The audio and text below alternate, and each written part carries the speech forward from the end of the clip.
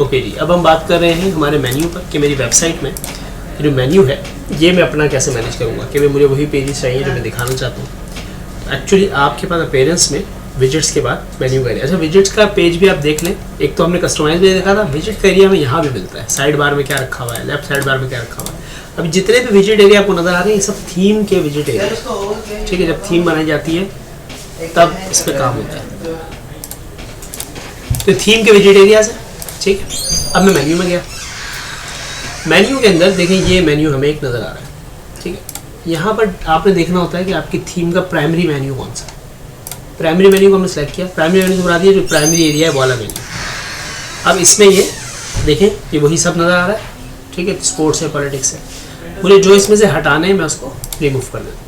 अच्छा एक और चीज़ भी, अभी इतना सारा रिमूव करूँगा, मैं अपना भी मेन्यू बना सकता हूँ, मैं क्रिएट न्यू मेन्यू भी कर सकता हूँ। मैं एक नया मेन्यू बना लेते हैं, हमें नया मेन्यू बनाते हैं। मेन्यू का नाम रख दिया मैंने let's say my menu, create किया।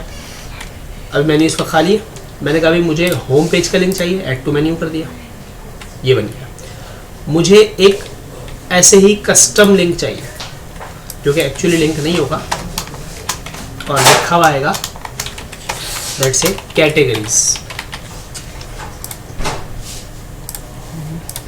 अब ये कैटेगरी का लिंक है, इस पर कोई लिंक मैंने दिया नहीं है। अब मैं चाहता हूँ इसके अंडर कैटेगरीज है, तो देखो जो कैटेगरीज है वो यहाँ हमें नज़र आ रही है। मैंने कहा एंटरटेनमेंट, जनरल, न्यूज़, स्पोर्ट्स, ये सारी कैटेगरी मुझे चाहिए।